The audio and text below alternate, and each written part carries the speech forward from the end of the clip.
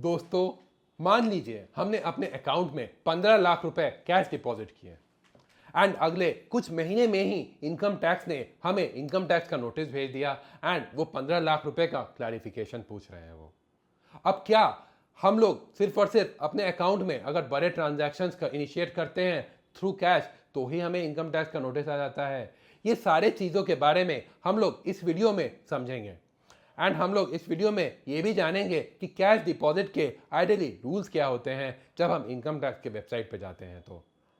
And most importantly कि income tax department को ये कैश ट्रांजैक्शंस की ट्रैकिंग कैसे करते हैं ये भी हम लोग इस वीडियो में समझेंगे। आजकल लोगों को ये लगता है कि जैसे ही हम अपने अकाउंट में बड़ा कैश डिपॉजिट डालेंगे वैसे ही इनकम टैक्स का नोटिस आ जाएगा, बट सच ये नहीं है। सच ये है कि हमें नोटिस तभी आएगा जब हमारा जो सोर्स ऑफ फंड्स हो वो अनक्लियर हो एंड वो काफ़ी बड़े अमाउंट में हो। तो आइए समझते हैं उन 3 रूल्स को जो कि कैश ट्रांजैक्शंस के लिए एप्लीकेबल है। सबसे पहला रूल, अगर हम अपने अकाउंट में 10 लाख रुपए से ज़्यादा एक फाइनेंशियल ईयर में कैश डिपॉजिट करते हैं अपने सेविंग्स अकाउंट में तो बैंक्स इनकम टैक्स डिपार्टमेंट को इंस्ट्रक्ट कर देती है कि इस आदमी ने इस पैन नंबर के साथ अपने अकाउंट में 10 लाख रुपए से ऊपर कैश डिपॉजिट किया है। दूसरा रूल, अगर हम एक पर्टिकुलर ट्रांजैक्शन में 50,000 से ऊपर कैश डिपॉजिट करते हैं बैंक में तो बैंक्स ये मैंडेटरी करती है कि हमें अपना पैन नंबर ज़रूर देना पड़ेगा। रूल नंबर 3, सेक्शन 269 ST ये बाध्य करता है कि आप अपने अकाउंट से 2 लाख से ऊपर एक दिन में कैश डिपॉजिट नहीं करवा सकते हो कोई दूसरे आदमी से, बट ये सेक्शन 269 ST आपको अपने अकाउंट में कैश डिपॉजिट करने से नहीं रोकता है। आप कितने भी अमाउंट का अपने अकाउंट में कैश डिपॉजिट कर सकते हो जब तक आपको उस सोर्स ऑफ फंड्स का क्लैरिटी हो। दैट मीन्स कि वो पैसा कहाँ से आया है ये आपको पता हो एंड आपने डिपार्टमेंट को सही से बताया हो उसके बारे में। अगर हम इसको एग्जाम्पल से आपको एक्सप्लेन करना चाहे, फॉर एग्जाम्पल अगर आपने अपने अकाउंट में 20 लाख रुपए का कैश डिपॉजिट किया है एंड कुछ महीने बाद आपको डिपार्टमेंट से नोटिस आता है कि इस फंड्स का जो सोर्स है वो आप बताओ, तो इससे आपको डरने की कोई ज़रूरत नहीं है। डिपार्टमेंट बस ये चाहता है कि आप इस फंड्स के सोर्स को क्लैरिफाई करें कि क्या आपको ये पैसा बिजनेस इनकम से आया है, इनहेरिटेंस से आया है, गिफ्ट डीड से आया है या कोई आपने पुरानी प्रॉपर्टी अपनी बेची है।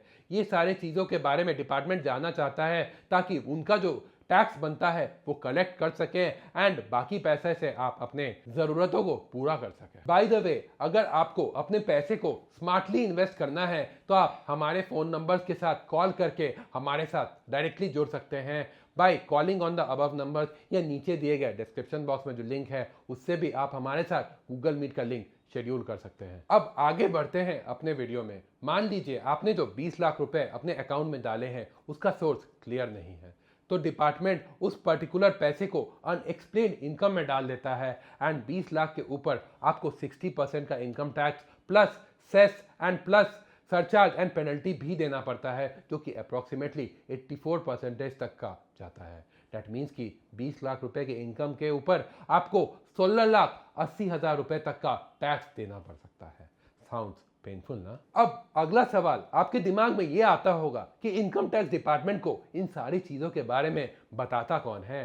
तो इसका जवाब सिंपल है, जब भी बैंक्स या म्यूचुअल फंड कंपनीज, रजिस्ट्रार्स या क्रेडिट कार्ड कंपनीज को ये इंस्ट्रक्ट किया है सभी इनकम टैक्स डिपार्टमेंट ने कि साल के अंत में उनको एक स्टेटमेंट ऑफ फाइनेंशियल ट्रांजैक्शंस का ब्यौरा भेजना पड़ेगा सभी कस्टमर्स का, जिसमें लिखा होगा कि किस कस्टमर ने कितना ज़्यादा ट्रांजैक्शन किया है एंड यही ट्रांजैक्शन रिपोर्ट को बैंक्स या इनकम टैक्स डिपार्टमेंट अपने डेटा एनालिटिक्स सिस्टम में एनालाइज करते हैं एंड उनके पैन के अगेंस्ट कंपेयर करते हैं कि क्या उन्होंने ये ट्रांजैक्शन इनकम टैक्स को रिपोर्ट की है या नहीं। अगर कोई भी डेटा में मिसमैच पाया जाता है तो इनकम टैक्स डिपार्टमेंट उस पर्टिकुलर कस्टमर को या फिर उस पैन के अगेंस्ट नोटिस इशू करती है एंड एक्सप्लेनेशन मांगती है। हमेशा कुछ छोटी छोटी चीज़ें कैश ट्रांजैक्शन करते समय याद रखें।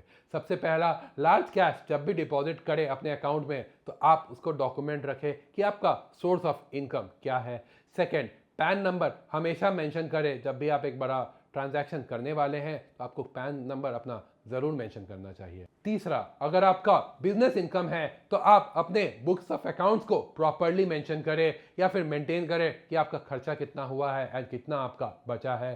चौथा, गिफ्ट या फिर अगर आपका इनहेरिटेंस इनकम है तो भी आप गिफ्ट डीड हमेशा बनवाएं। एंड पांचवा, हमेशा डिजिटल ट्रांजैक्शंस प्रेफर करें ताकि आपका जो सोर्स ऑफ इनकम है वो हमेशा इनकम टैक्स डिपार्टमेंट को क्लियर हो। तो दोस्तों, कैश डिपॉजिट करने में बिल्कुल कोई बुराई नहीं है, बस बुराई है अगर उसका सोर्स आपको नहीं पता है। तो अगर आपके पास एक proper documented source of income है तो आपको कितना भी आप कैश डिपॉजिट करो अपने अकाउंट में, आपको कभी भी इनकम टैक्स डिपार्टमेंट स्क्रूटिनी नहीं कर सकती है। अगर आपको अपने पोर्टफोलियो की प्लानिंग हमारे साथ करवानी है through various investment, insurance, loan, credit card या कोई भी अदर फाइनेंशियल सर्विसेज की आपको ज़रूरत है तो आप हमारे फ़ोन नंबर्स पे कॉल करके हमारे साथ ज़रूर जुड़ सकते हैं। अगर आपको ये वीडियो अच्छा लगा तो इस वीडियो को ज़रूर लाइक करें एंड अपने फ्रेंड्स एंड फैमिलीज के साथ ज़रूर शेयर करें। एंड अगर आप इस चैनल पे नए हैं, इस चैनल को ज़रूर सब्सक्राइब करें। मिलते हैं अगले फाइनेंशियल टॉपिक के बाद एंड तब तक के लिए जय हिंद।